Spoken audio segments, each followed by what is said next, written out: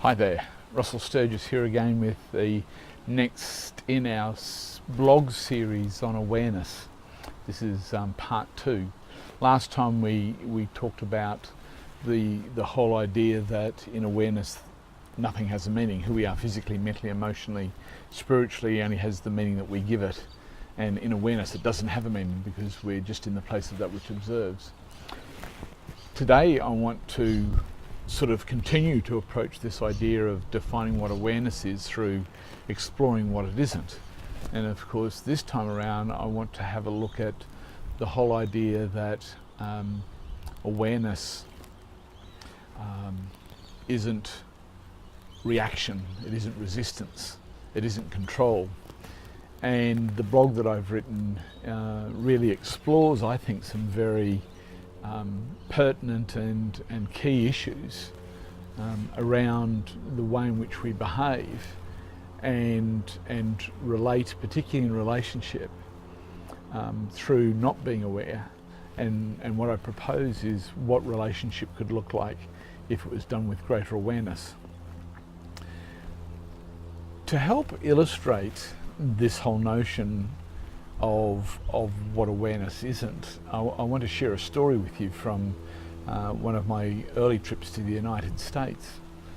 During the late 80s I had the opportunity to spend some time in San Francisco studying with Jerry Jampolsky, who initiated attitudinal healing, and which was what I call a course for dummies for people who were interested in A Course in Miracles.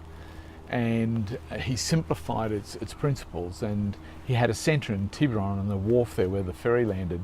It was his office, but it was also the Centre for Attitudinal Healing, where he worked with children with catastrophic illness. And at that particular time when I was there, it was also right at the peak of the AIDS epidemic, and he was working with men who had been given a death sentence basically, and was teaching these children and these men how to approach death with peace. And I was fortunate enough to sit on in these groups and have personal tuition from Jerry during this time.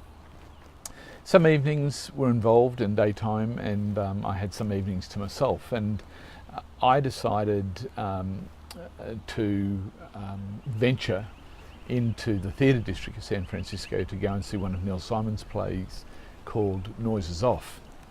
And so I caught one of the cable cars into that district, and when the play came out I didn't realise that the cable cars had stopped running back to where I was staying down near Fisherman's Wharf. And so I had to make my way down into downtown San Francisco, and it was late at night, so we're talking, by the time I got there it was probably midnight. And I had to wait for a cable car to arrive so that I could catch it back through the city back to Fisherman's Wharf. And I'm thinking I'm alone, and let me set the scene. It's, as I said, it's midnight. It's cold. There's steam rising up out of the gutters. I mean, I'm a country boy, rural Queensland. And I had never seen steam coming out of gutters before. And the fog, the San Francisco Bay fog, if any of you have been there, it's famous for that, had come in. And so the reach of the light from the street lights was limited because of the fog, and so it was probably just a bit darker than it would normally be. And I'm the only person there at the terminus, and this was the terminus down in California Street. And I'm the only person there at this time, and so I'm probably already sort of in my story a little bit, or a little fearful about what's going on. And as I'm standing there, I noticed across where the trolley car came in the front of some shops was some papers spread out on the ground, and all of a sudden the papers started to move. Now, to give you context, I'm here learning about awareness. That's what I'm doing in San Francisco. I'm studying with Jerry Jampolsky and learning these principles of awareness, the things that I have written about in the blog today. These were the things that I was being taught. And remember, we're talking late 80s here. So this gentleman all of a sudden emerges, or this man emerges from these papers, and these had been his blanket. It was cold, as I said. I don't know that it was so much windy, but it was definitely cold. And all of a sudden he stands up and looks at me, and I'm about maybe 100 metres from where he is. And I'm thinking, oh dear, what's he going to do? And all of a sudden he walks directly for me. He comes walking, and he stands within inches of my face. I've always sort of joked about the whole idea that if I'd lit a match, we probably both would have got burnt, because of the alcohol, and the raw alcohol that he'd been drinking was so strong in his breath that even his breath probably would have gone into flames. And of course, as he got closer to me, and particularly as he stood there, all of a sudden there were all these thoughts of reaction, of taking control of the situation, of protecting myself, and really a lot of judgment about who he was and what his agenda was and what was going on. And I could feel all of this happening, and I could feel my adrenaline starting to pump through my blood. My kidneys were starting to have that sort of ache that sometimes you get when the adrenaline starts to pump, and I could feel the fright, flight or fight mode starting to build in my body. And all of a sudden I hear this voice that says, hang on a second, what the heck are you doing? You're here learning how to apply awareness to this situation instead of reacting to it. You can choose to act differently. And so I had enough bravado to take a minute to stop and take a breath.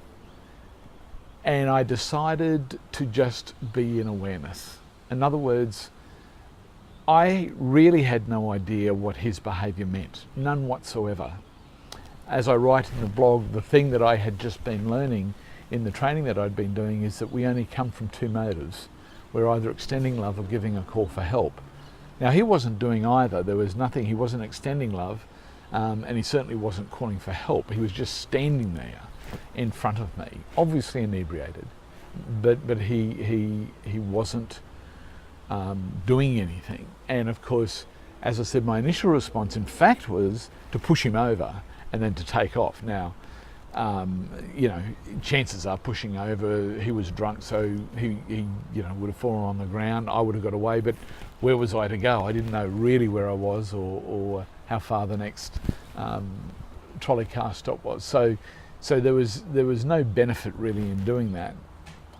So what I chose to do was to hold him in awareness. And when you move into that place of awareness, the natural thing that happens is that there's a propensity towards being more compassionate.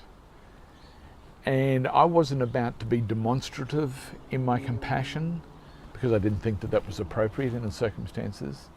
But what I decided to do was to hold that sense of compassion, that whole idea that this was a mother's child, maybe somebody's son or a sibling or a parent, and that they were in a place of suffering, in a place of being in their story, and that I could hold them in that loving space. So I completely relaxed at that point, and I looked into his eyes, and he looked back into my eyes, and we just stood there in this place of engagement, which seemed like an eternity, and it may have only just been 30 seconds, I don't really know, but it felt like a very, very long time. And after this period of time, his whole body just relaxed. Sort of a very faint acknowledgement and smile came across his face, and he turned, no words were said, and he turned and walked back across the track and all the way back over to where he was lying down. And he laid back down, pulled the newspaper back over him, and went back to sleep. Eventually my trolley car turned up, and I was able to catch that back to Fisherman's Wharf.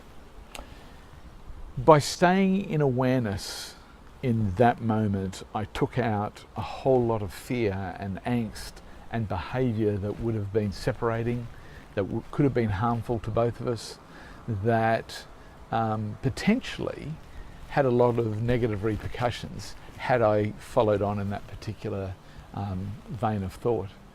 But I chose to come to that place of staying in the stillness and staying in the awareness and not giving anything a meaning. It was a valuable lesson and became one of the first of many lessons that I then encountered on that journey, and since then, and we're now talking basically 25 years later, I've had plenty of opportunities in which to practice staying in awareness, and as I say in the blog, awareness isn't reaction. Awareness isn't protection or isn't control. It's not the things of separation. Awareness is in fact the place where we sit and we seek to understand instead of to judge a situation. Anyway, I hope you find this helpful. And once again, over the next few blogs, we're going to continue to encounter some more of these different versions of what awareness isn't. And I hope you enjoy it, and I hope it's giving you more of an appreciation. Anyway, take care, and I'll speak to you in a couple of weeks. Bye.